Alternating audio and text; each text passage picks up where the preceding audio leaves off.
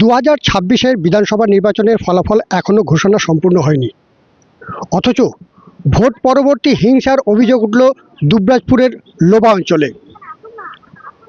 তৃণমূলের লোবা অঞ্চল সভাপতি পিনাকি চক্রবর্তীর বাড়িতে হামলার অভিযোগ বিজেপির বিরুদ্ধে।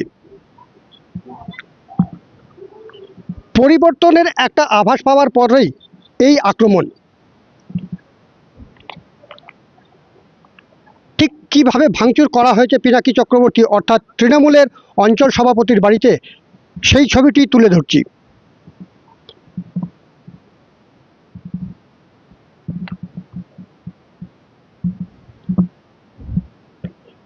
সমস্ত আসবাবপত্র ভেঙে ফেলা হয়েছে, বাইরে বার করে সেগুলোকে ভেঙে গুঁড়িয়ে দেওয়া হয়েছে।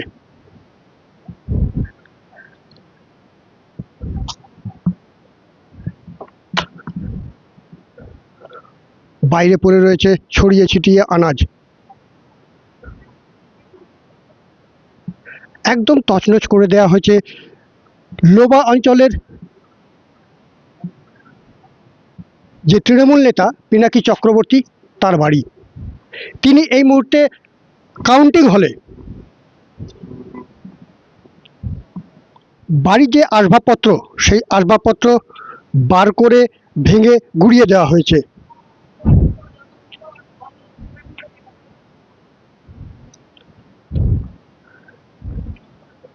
তছনছ করে দেওয়া হয়েছে খাবারের জিনিস, বাসনপত্র ছড়িয়ে ছিটিয়ে।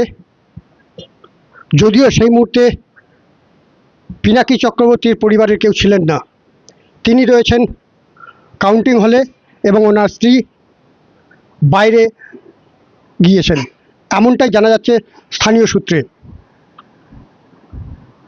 আর এই হচ্ছে ভেতরের চিত্রটা। ভোট পরবর্তী হিংসা, সেই হিংসার ছবি নিউজ বার্তা ফেসবুক পেজে। সমস্ত শুধুমাত্র ঠাকুরঘরটাকে বাদ দেওয়া হয়েছে, তাছাড়া বাড়ির সমস্ত আসবাবপত্র উল্টিয়ে ভেঙে তছনছ করে দেওয়া হয়েছে।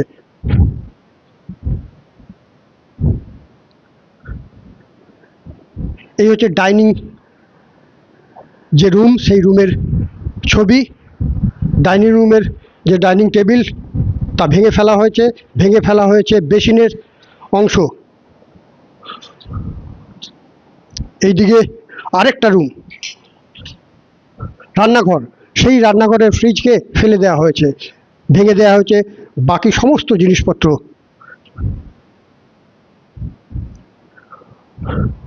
শুধু তাই নয়, বাদ যায়নি বাথরুমেও তাণ্ডব চালিয়েছে বিজেপির কর্মী সমর্থকেরা, এমনটাই অভিযোগ এখানকার স্থানীয়দের। এই যে বাথরুমে যাওয়ার আগে যে বেসিন, সেই বেসিনের অংশ ভেঙে ফেলা হয়েছে। শুধু তাই নয়, কোমোটও ভাঙা হয়েছে। ঠিক এইভাবেই তাণ্ডব চালিয়েছে বেশ কিছুক্ষণ ধরে।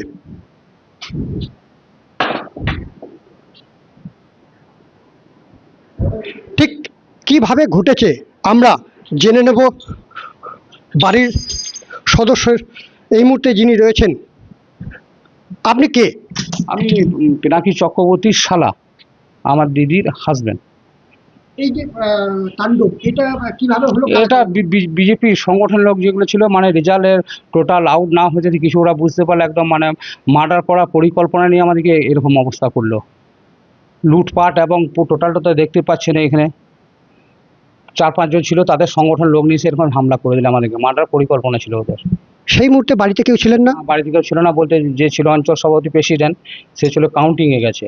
দিদিরাও চলে গেছিলো, ওদের মার্ডারের পরিকল্পনা ছিল, মানে লুটপাট করার ইয়ে ছিল। খবর আওয়াজ পেয়েছিলাম আমরা। সেটা সেই আভাস কি আগে পেয়েছিলেন? হ্যাঁ, আগে পেয়েছিলাম আমরা, 2-3 দিন আগে পেয়েছিলাম।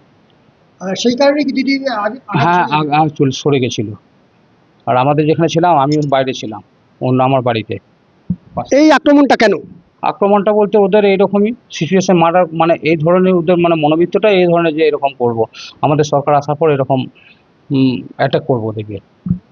2021-এ যে ভোট পরবর্তী হিংসার ছবি দেখেছিল বাংলা, তৃণমূলের বিরুদ্ধে অভিযোগ ছিল, সেইটাই কি সেই পাল্টাই কি এই পরিণতি?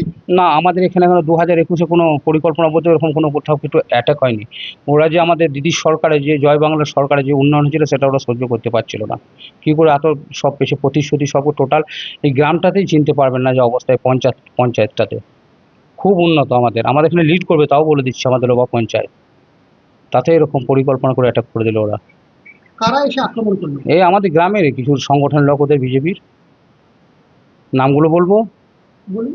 হ্যাঁ, সমীর দাস আছে, বিপ্লব দাস আছে, বিপ্লব দাস, সমীর দাস, সৈকত দাস, সন্দীপ দাস আর উত্তম বাউরি আর ফাগুন ডোম, এদের নেতৃত্বে ব্যাং বাউরি। কতজন লোক এসেছিল? এরা মোটামুটি 200+ লোক এসেছিল, 200 250 মতো লোক এসে অ্যাটাক করলো।